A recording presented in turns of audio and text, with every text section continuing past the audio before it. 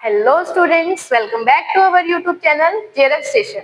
Hope you are doing well. So let's start our today's class that is about our paper 2 Commerce. तो उसमें आज हम जो topic discuss करने वाले हैं वो रहेगा हमारा theories of motivation and then हम डिस्कस करेंगे थ्योरीज ऑफ कॉर्पोरेट गवर्नेंस। तो आज का जो भी टॉपिक रहने वाला है तो वो आपके एग्जाम के पर्सपेक्टिव से वेरी वेरी वेरी इंपॉर्टेंट है, क्योंकि यहाँ से हर बार आपको क्वेश्चंस देखने को मिलते हैं जब आप प्रीवियस 2-3 एनालिसिस करोगे अपने एग्जाम के जो भी पेपर्स कंडक्ट करवाए गए हैं। तो आज हम इसको ही शुरू करते हैं। So let's start our today's topic. अब फर्स्ट हम डिस्कस करते हैं कि ये मोटिवेशन होता क्या है, क्या उसका मीनिंग रहता है। तो मोटिवेशन एक तरीके की इनर साइकोलॉजिकल फोर्स होता है जो एक पर्सन को, जो पीपल को एक्टिवेट करता है या फिर कंपेल करता है क्या करने के लिए, कुछ काम को परफॉर्म करने के लिए, किसी वर्क को परफॉर्म करने के लिए हमारे इनर फोर्स होता है साइकोलॉजिकल, जो हमें कंपेल करेगा, जो हमें मजबूर करेगा कि हम किसी काम को परफॉर्म करें, वही होता है मोटिवेशन। अब हमारी मोटिवेशन की प्रोसेस आती है। अब उस प्रोसेस में हम एग्जाम्पल के साथ उसको डिस्कस करते चलेंगे ताकि आप उसको इजीली आइडेंटिफाई कर सको, उसको इजीली लर्न कर सको। फर्स्ट इसमें आता है हमारा अनसेटिस्फाइड नीड। मोटिवेशन का फर्स्ट स्टेप है कि हमारी कुछ नीड अनसेटिस्फाइड होगी। कि जैसे हम एग्जांपल लेते हैं, किसी पर्सन था कोई, उसके पास कार नहीं थी, लेकिन उसके फ्रेंड्स थे, उसके पास कार थी, तो उसके पास अब कार नहीं थी तो उसकी वो अनसेटिस्फाइड नीड थी। अब जिस वजह से क्या होगा, नेक्स्ट स्टेप उसको टेंशन अराइज होना शुरू होगी। देन थर्ड हमारा स्टेप आएगा ड्राइव, कि अब उसके अंदर इनर अर्ज जनरेट होगी कि हाँ उसे भी कार परचेज करनी चाहिए। ये है हमारा थर्ड स्टेप। नेक्स्ट अब वो सर्च करेगा बिहेवियर। यहाँ पर बिहेवियर सर्च करने का मतलब है कि अब वो देखेगा कि कौन कौन से हमारे मॉडल्स हैं, डिफरेंट डिफरेंट जो कार्स हैं हमारी मार्केट में प्रेजेंट है। अब वो यही सर्च करने का काम करता है। देन अब उसमें वो क्या करेगा, नीड सेटिस्फाइड। नेक्स्ट स्टेप, अब उसने क्या करा, कार को परचेज कर लिया। अब जिस वजह से उसकी जो नीड थी कार ना होने की वो सेटिस्फाइड हो जाएगी। अब जो उसको कार मिल गई तो उसकी जो टेंशन है वो भी रिड्यूस हो जाएगी। तो यही होती है कंप्लीट हमारी मोटिवेशन की प्रोसेस, कि पहले उसकी अनसेटिस्फाइड नीड थी जिस वजह से उसको कुछ टेंशन अराइज हुई, अब उसने सर्च करना शुरू करा कि कुछ अंदर से उसको क्या होगा, इनर अर्ज जनरेट होगी। देन वो कुछ सर्च करेगा बिहेवियर जिस वजह से उसकी टेंशन को रिड्यूस हो जाएगी। ये थी हमारी कंप्लीट मोटिवेशन की प्रोसेस। अब जो मेन हमारा नेक्स्ट टॉपिक आता है कि हमारी कुछ थ्योरीज होती हैं मोटिवेशन की, जिनसे आपसे हर बार क्वेश्चन पूछा जाता है एग्जाम में। तो फर्स्ट हमारी होती है ट्रेडिशनल थ्योरी, एक होती है हमारी मॉडर्न थ्योरी। अब ट्रेडिशनल थ्योरीज में हमारी 3 थ्योरीज होती हैं। जैसे फर्स्ट हम पढ़ेंगे फियर एंड पनिशमेंट थ्योरी थी, एक थी रिवॉर्ड थ्योरी, एंड देन हमारी लास्ट थी इसमें कैरेट एंड स्टिक थ्योरी। अब कुछ हमारी मॉडर्न थ्योरीज थी। मॉडर्न थ्योरीज के हमारे 2 सब पार्ट्स थे, कि उसमें फर्स्ट थी हमारी कंटेंट थ्योरी एंड नेक्स्ट थी हमारी प्रोसेस थ्योरी। कंटेंट थ्योरी में हम जैसे डिस्कस करेंगे कि मास्लो की नीड हायरार्की की थ्योरी थी, एक्स एंड वाई थ्योरी थी, उची की जेड थ्योरी थी, एंड देन ईआरजी थ्योरी के बारे में हम डिस्कस करेंगे। अब उसमें कुछ हमारी प्रोसेस थ्योरी भी दी गई थी, जैसे एडम इक्विटी की थ्योरी थी, विक्टर ब्रूम थ्योरी थी, एंड पोर्टर और लॉरर मॉडल हमारा दिया गया था। अब हम बात करते हैं कि कुछ हमारी ट्रेडिशनल थ्योरीज थी। उसमें आती है हमारी first theory fear and punishment theory. अब इसमें मेन बात क्या कही गई थी मोटिवेशन से रिलेटेड, इसमें कहा गया था कि there should be tight control and rigid supervision over the work. जो भी हमारे वर्कर्स हैं, कि इसमें क्या कहा गया कि जो भी हमारे एम्प्लॉइज हैं, जो भी वर्कर्स हैं, उनको क्या करो, आप टाइटली सुपरवाइज करो, उनको स्ट्रिक्ट कंट्रोल आप उनके ऊपर मेंटेन कर रखो। कि यहाँ पर कहती है कि आप जस्ट क्या करो, नेगेटिव मोटिवेशन का यूज करो, कि अगर हमारे एम्प्लॉइज काम नहीं करते तो उनको क्या करो, ऑर्गेनाइजेशन से निकाल दो या फिर उनके ऊपर पेनल्टी इम्पोज करो। मतलब यहाँ पर ना कोई भी रिवार्ड की बात यहाँ पर की गई है। अब मेन यहाँ पर है कि जस्ट आप क्या कीजिए, टाइट कंट्रोल रखिए अपने एम्प्लॉइज के ऊपर। अब नेक्स्ट आती है रिवॉर्ड थ्योरी। अब जब एम्प्लॉइज परफॉर्म करेगा स्पेसिफिक टास्क को अच्छे से तो आप उसको क्या कीजिए, रिवॉर्ड देने का काम कीजिए। अगर उसको आप रिवॉर्ड दोगे तो वो आगे काम करने के लिए मोटिवेट फील करेगा। तो यही थी हमारी रिवॉर्ड थ्योरी। नेक्स्ट आ जाती है कैरेट एंड स्टिक थ्योरी। अब कैरेट एंड स्टिक थ्योरी हमारी बोलती है पॉजिटिव और नेगेटिव मोटिवेशन के बारे में। कि पॉजिटिव मोटिवेशन का मतलब है कि अगर आपका एम्प्लॉय अच्छा काम करता है, वो टाइमली काम करता है, एफिशिएंट और इफेक्टिव वे में वो वर्क को परफॉर्म कर रहा है, तो आप उसको पॉजिटिव मोटिवेशन दीजिए, मतलब उसको रिवॉर्ड दीजिए, आप कैरेट का यूज कीजिए। अगर आपका एम्प्लॉय काम नहीं कर रहा है, वो टाइमली अपने वर्क को कंप्लीट नहीं कर पाता है, एफिशिएंटली नहीं कर रहा है और ज्यादा से ज्यादा रिसोर्सेज की वेस्टेज कर रहा है, तो आप क्या कीजिए, नेगेटिव मोटिवेशन का यूज कीजिए, आप स्टिक का यूज कीजिए या फिर कुछ पेनल्टीज को इम्पोज करिए अपने जो भी एम्प्लॉइज है, ताकि जो आपका डिजायर्ड बिहेवियर आप एम्प्लॉइज में लेके आना चाहते हो उसको लेकर आ सको। तो ये थी हमारी कुछ ट्रेडिशनल थ्योरीज, जिनके में बारे में सिर्फ क्या कहा गया था कि एम्प्लॉइज को एनिमल्स की तरह ट्रीट किया जाए। तो ये मेन थ्योरीज हमारी यही कहती हैं। अब हम बात करते हैं हमारी कुछ कंटेंट थ्योरीज आती हैं। अब उसमें हमारी फर्स्ट थ्योरी आती है नीड हायरार्की थ्योरी। ये बहुत ज्यादा फेमस थ्योरी है, आपने अपनी 12th क्लास में, आपकी ग्रेजुएशन में या फिर मास्टर्स में भी इस थ्योरी को पढ़ा होगा। अब इसको दिया था अब्राहम मास्लो ने 1943 में इस थ्योरी को दिया गया था। अब इसकी जो मेन बात आती है कि यहाँ पर क्वेश्चंस कहाँ से पुट किया जाता है एग्जाम में, कि जो ये थ्योरी थी ये किस बुक में अब्राहम मास्लो ने इस थ्योरी को एक्सप्लेन किया था। तो उस बुक का नाम था मोटिवेशन एंड पर्सनैलिटी। मतलब ये जो बुक थी, इस बुक में ही इन्होंने इस थ्योरी को एक्सप्लेन करने का काम किया था। अब जो अब्राहम मास्लो थे, उन्होंने जो भी एम्प्लॉइज हैं, जो भी पीपल होते हैं, उनकी नीड्स को 5 नीड्स में कैटेगराइज करने का काम किया था। अब जो ये 5 नीड्स थी, अब जो हमारी फर्स्ट वाली जो नीड्स आएंगी वो लोअर लेवल नीड्स होंगी, और जब जब हमारी जो लोअर लेवल नीड्स हैं वो हमारी फुलफिल होती जाएंगी, हम प्रोग्रेस करते रहेंगे हमारी हायर लेवल नीड्स के ऊपर। तो इसमें उन्होंने फर्स्ट बात करी थी कि एक एम्प्लॉय है वो सबसे पहले अपनी कुछ फिजियोलॉजिकल नीड्स के बारे में सोचता है, कि जब तक उसके पास रोटी, कपड़ा और मकान नहीं होगा तो वो अपने जो काम है, वर्क के बारे में नहीं सोचेगा। अपनी जो भी अचीवमेंट की नीड्स हैं या फिर जो भी सोशल नीड्स रहती हैं, सिक्योरिटी नीड्स रहती हैं, उनके बारे में नहीं सोचता।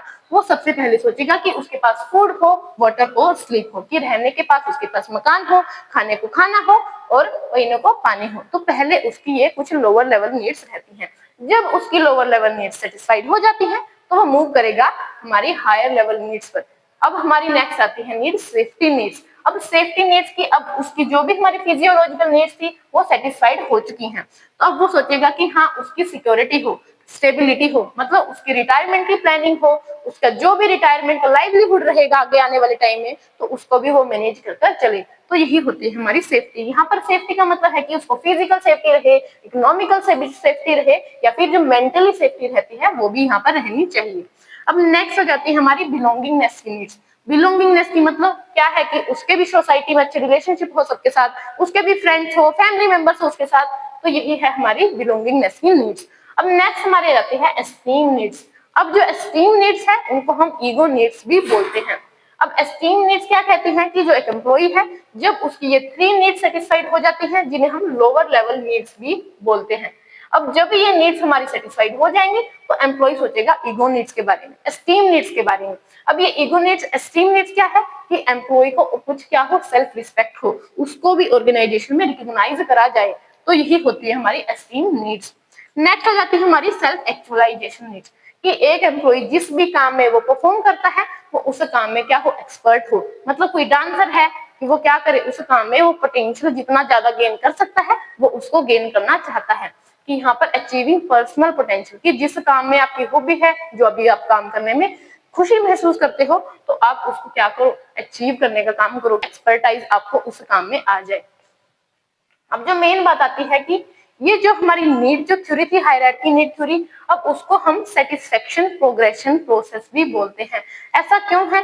क्योंकि इसमें जो अब्राहम मास्लो थे उन्होंने बताया था कि जब आपकी लोअर लेवल नीड सेटिस्फाइड हो जाएंगी, आप क्या करोगे, प्रोग्रेस करोगे हायर लेवल नीड्स के ऊपर। इस वजह से इसको सेटिस्फेक्शन प्रोग्रेशन प्रोसेस भी बोला जाता है।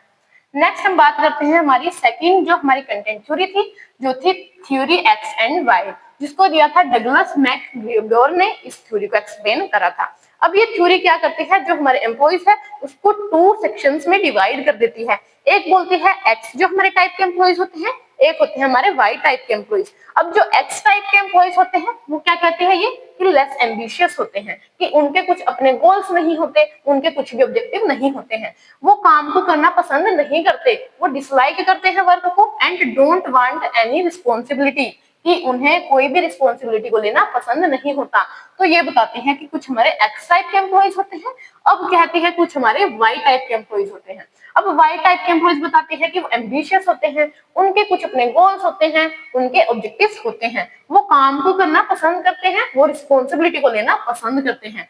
तो इन्होंने इस थ्योरी में यही बताया था कि आप क्या कीजिए, एक ऑर्गेनाइजेशन को ये डिसाइड कर लेना चाहिए कि कौन से एम्प्लॉइज एक्स टाइप के हैं और कौन से एम्प्लॉइज वाई टाइप के हैं। तो उसके अकॉर्डिंगली ही वो क्या करे, अपने एम्प्लॉइज को मोटिवेशन का यूज करे कि किसे उन्हें मॉनेटरी बेनिफिट्स प्रोवाइड करने हैं, किसे उन्हें नॉन मॉनेटरी बेनिफिट्स प्रोवाइड करने हैं। तो ये थ्योरी हमारी मेन इसके बारे में ही बताती है। नेक्स्ट आ जाती है हमारी थर्ड थ्योरी, जो थी थ्योरी जेड। अब ये थ्योरी को किसने दी था, बाय विलियम उची इन 1918 में इस थ्योरी को एक्सप्लेन करा गया था। अब ये बेस्ड थी जापानीज मैनेजमेंट सिस्टम पर, कि हमारा जो जापान है जो कंट्री, उसमें एक मैनेजमेंट सिस्टम को फॉलो किया जाता है। तो उस मैनेजमेंट सिस्टम पर ही ये थ्योरी बेस्ड थी। अब इसमें क्या होता है कि आप क्या क्या करो, अपने जो एम्प्लॉइज हैं, जो वर्कर्स हैं, उनको डिसीजन मेकिंग में आप उनको इन्वॉल्व करने का काम करो। ये थ्योरी में यही कहती है कि जो भी आप अथॉरिटी ले रहे हो, डिसीजन ले रहे हो ऑर्गेनाइजेशन में, तो आप एम्प्लॉइज के सजेशन को एक्सेप्ट करो। जो भी उनके क्वेश्चंस रहते हैं, जो भी उनका ओपिनियन रहता है, उनको भी आप क्या करो, थोड़ा वैल्यू करो, उसको भी प्रेफर किया जाए। तो यही मैंने ये कहती है, ये बिलीव करती है इनफॉर्मल ऑर्गेनाइजेशन में, कि एक जो ऑर्गेनाइजेशन है उसमें इनफॉर्मल रिलेशनशिप भी होने चाहिए हमारे ऑर्गेनाइजेशन के जो भी एम्प्लॉइज हैं उनके बीच में। अगर उनके बीच में इनफॉर्मल रिलेशनशिप होंगे तो वो काम को इजीली और अच्छे से परफॉर्म कर पाएंगे। अगर हमारी ऑर्गेनाइजेशन फॉर्मल, जस्ट क्या है, हमारे सिस्टम है रूल्स का, कि रूल्स के अलावा कोई भी काम अलाउड नहीं होगा, तो वहां पर क्या होगा, स्ट्रिक्ट कंट्रोल होगा, रिजिड सुपरविजन होगी ओवर द वर्कर्स। तो ऐसा वर्कर नहीं चाहेंगे, वो डीमोटिवेट फील करेंगे। तो हमें यही देखना है कि क्या करें, हम अपने एम्प्लॉइज को डिसीजन मेकिंग में इन्वॉल्व करें। अब नेक्स्ट आ जाती है हमारी ईआरजी थ्योरी। अब ईआरजी थ्योरी को दिया था क्लेटन एडल्फर ने इन 1969 में। अब ये थ्योरी क्या कहती है कि अलाउ करती है कि आप सेटिस्फाई कर सकते हैं हायर ऑर्डर नीड्स को बिफोर सेटिस्फाइंग लोअर नीड्स। अब जो हमने जैसे पीछे ही पढ़ा कि अब्राहम मास्लो ने नीड हायरार्की की थ्योरी दी थी, उन्होंने बताया था कि जब तक आपकी लोअर लेवल नीड्स सेटिस्फाइड नहीं हो जाती, तब तक आप हायर लेवल नीड्स पर मूव या प्रोग्रेस नहीं कर सकते। लेकिन जो ये थ्योरी थी, एक तरीके की एक्सटेंशन ही थी हमारी नीड हायरार्की थ्योरी की। इन्होंने बताया कि आप अगर आपकी लोअर लेवल नीड सेटिस्फाइड नहीं है, अगर कोई एम्प्लॉय है वो ऐसा नहीं है कि उसकी फिजियोलॉजिकल नीड सेटिस्फाइड हो, तब ही वो सेल्फ एक्चुअलाइजेशन या फिर एस्टीम नीड्स को फुलफिल करने की वो वांट चाहेगा। लेकिन ये यही कह रही है कि अगर आपका एम्प्लॉय है तो वो हायर नीड्स को भी सेटिस्फाई कर सकता है before satisfying lower level needs. अब नेक्स्ट ये कहती है कि ईआरजी है, यहाँ पर ईआरजी की फुल फॉर्म क्या होती है, ई से बोलते हैं ये एग्जिस्टेंट नीड्स होती है। एग्जिस्टेंट नीड्स में इन्होंने क्लासिफाई किया था हमारे कुछ फिजियोलॉजिकल नीड्स हैं या फिर सेफ्टी नीड्स हैं, कि जैसे हमने नीड हायरार्की में पढ़ा, जस्ट उन्होंने उसको एक नया वर्जन ही लॉन्च किया था क्लेटन एडल्फर ने हमारी नीड हायरार्की थ्योरी का। अब आर से होता है रिलेटेडनेस नीड। रिलेटेडनेस जैसे हमारे सोशल नीड्स, कि हमारी सोसाइटी में सबके साथ अच्छे रिलेशनशिप हो, हमारे अच्छे फ्रेंड्स हो, तो यही बात करती है हमारी रिलेटेडनेस नीड्स की।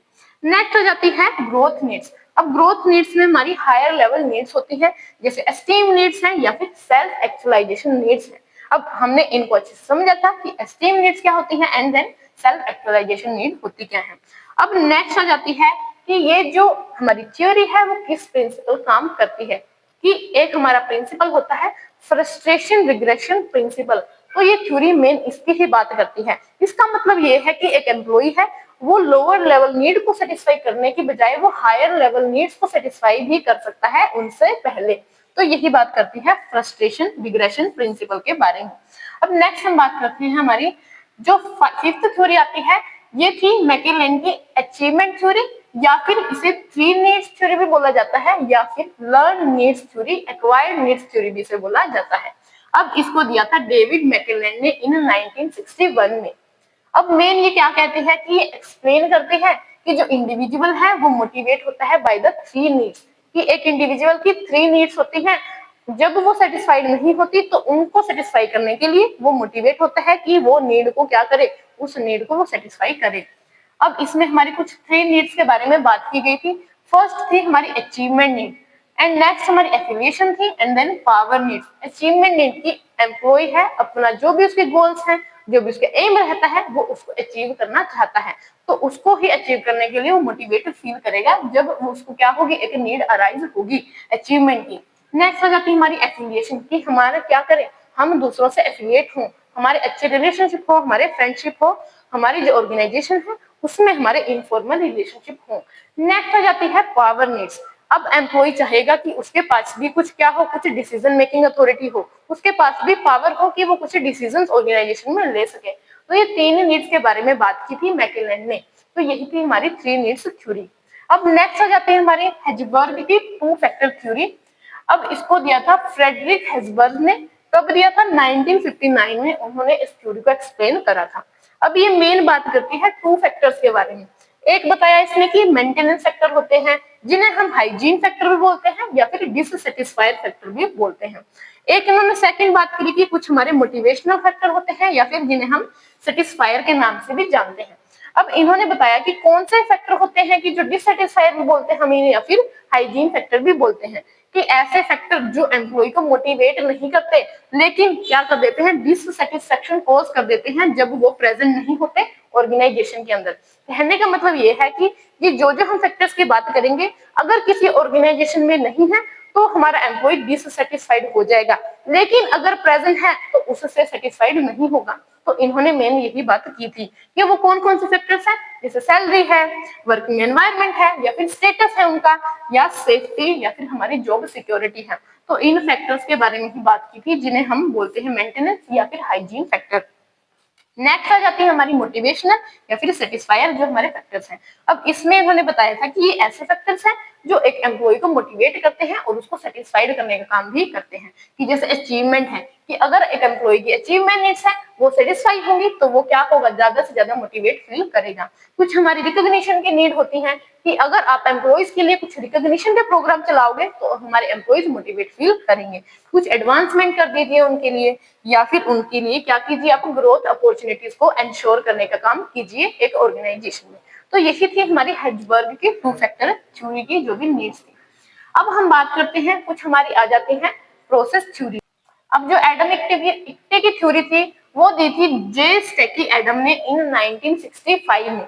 अब ये जो थ्योरी है ये क्या मेन बात करती है कि इसका क्या मेन फोकस रहता है। ये कहती है कि जब एक एम्प्लॉय है वो काम करेगा तो जब भी वो काम परफॉर्म कर लेगा तो वो कंपेयर करेगा अपने इनपुट को और अपने आउटपुट को किसके साथ, जो अदर एम्प्लॉयज उसके साथ काम करते हैं।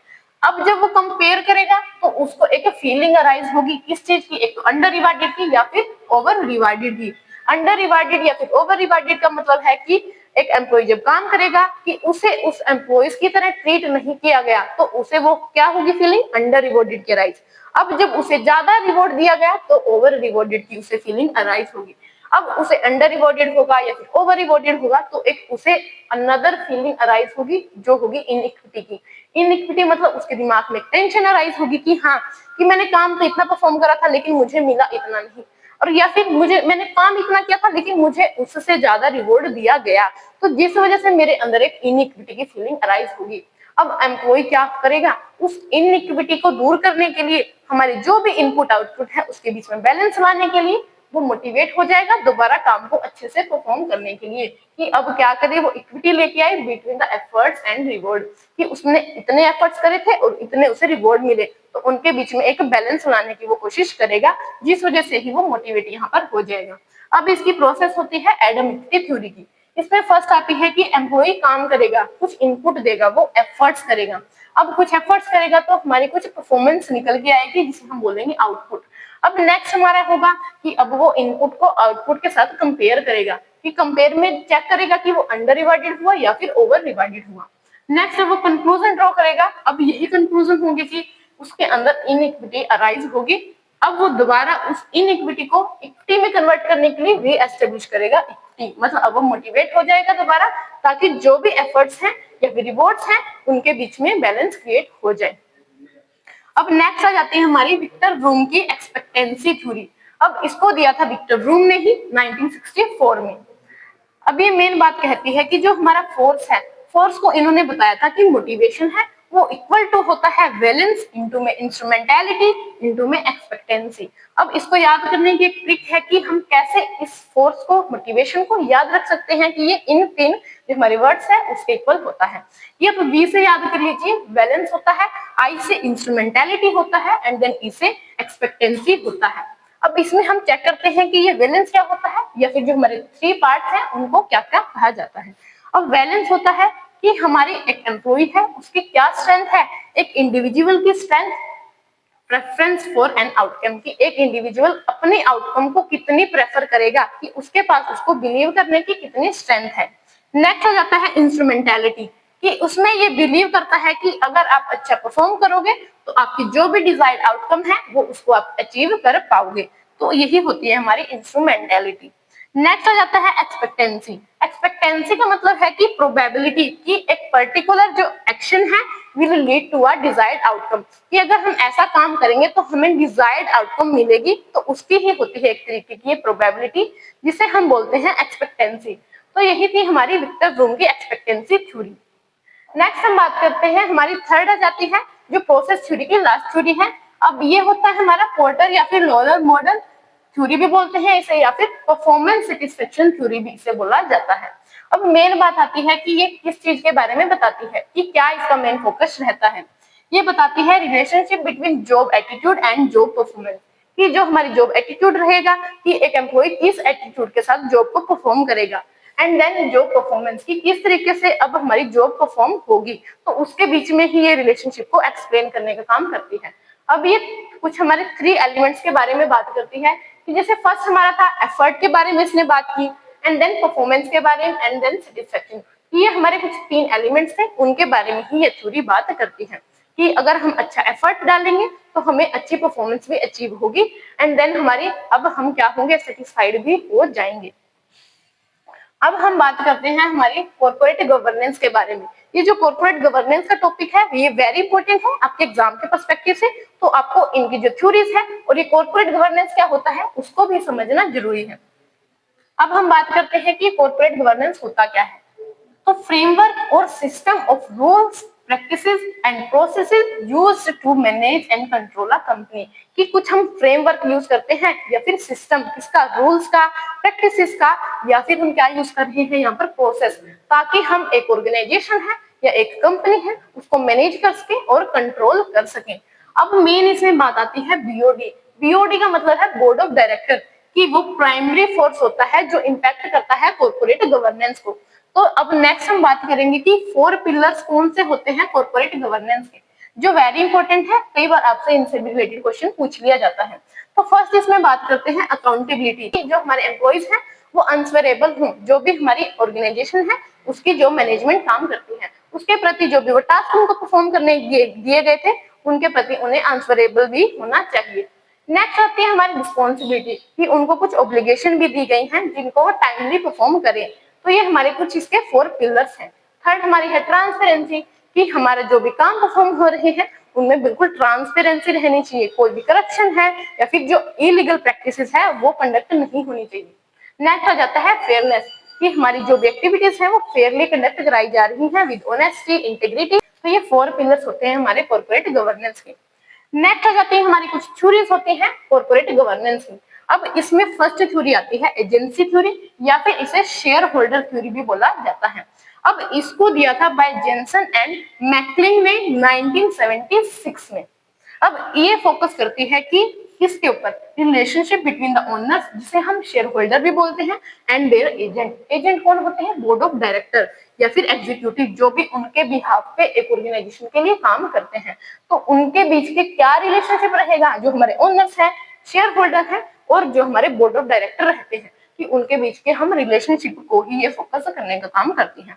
अब ये थ्योरी कहती है कि जो बोर्ड ऑफ डायरेक्टर है वो रिक्वायर्ड है कि क्या करें, वो सारे सारे फंक्शन परफॉर्म करें on the behalf of their principles, owners या फिर शेयर होल्डर, कि जो हमारे बीओडी है, एग्जीक्यूटिव्स हैं, उन्हें परफॉर्म करना चाहिए हमारे शेयर होल्डर के बिहाफ पर, कि वो एक तरीके के जो शेयर होल्डर हैं उनके एजेंट होते हैं, या फिर जो हमारी से शेयर होल्डर थ्योरी भी बोला जाता है। तो आई होप कि आपको ये फर्स्ट थ्योरी की समझ आ गई होगी। नेक्स्ट हम बात करते हैं स्टीवर्डशिप थ्योरी होती है, जिसको दिया था डोनाल्डसन एंड डेविस ने इन 1991 के दौरान।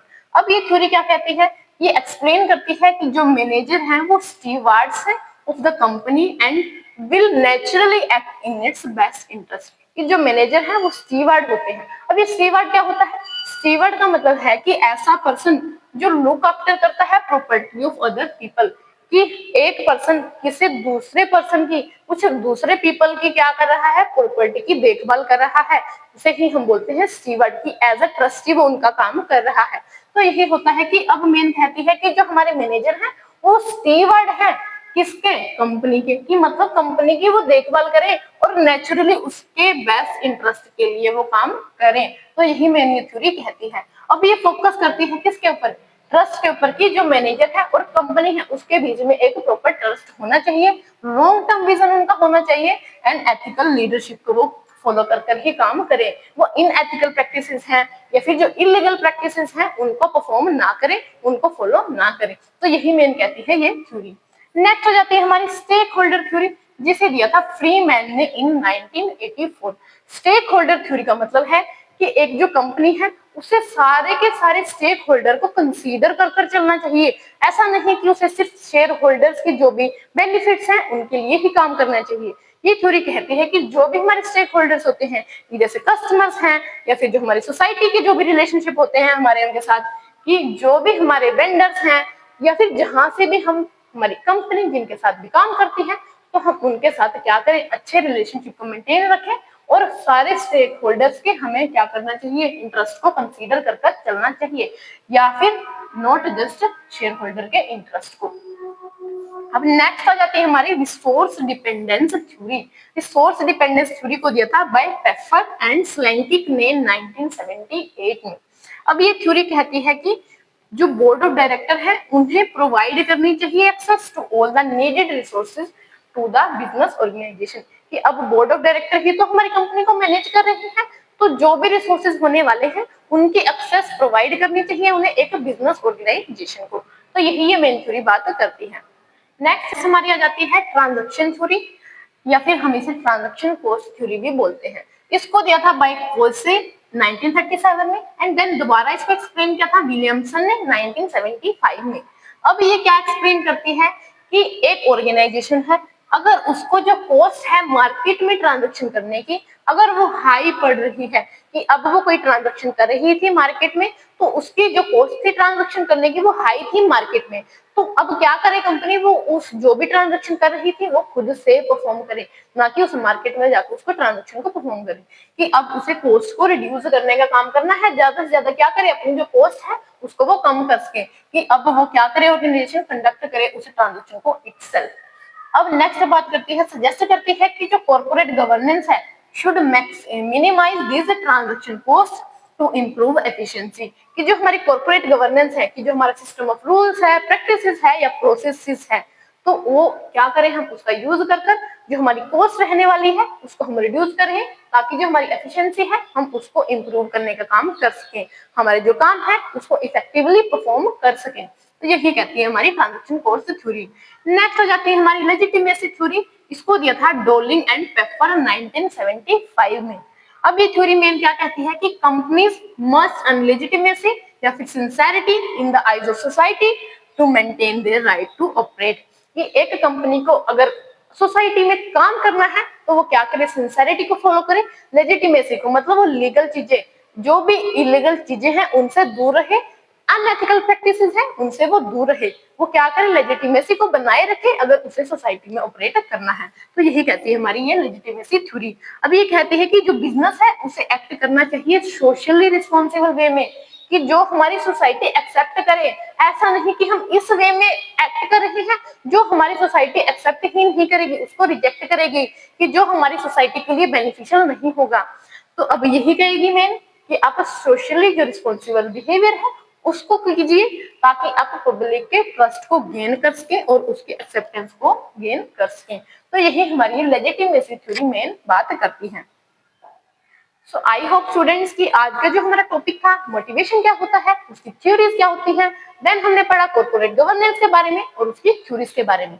तो जो आज का टॉपिक है मैं कहूंगी आप इस वीडियो को बिल्कुल एंड तक देखना। अगर आपको कोई भी डाउट रहता है हमारी क्लासेस से रिलेटेड या फिर आप कोई भी टॉपिक पर वीडियो चाहते हैं तो आप प्लीज कमेंट सेक्शन में अपने डाउट्स को पूछ सकते हैं। So please like share and subscribe our channel. Thank you.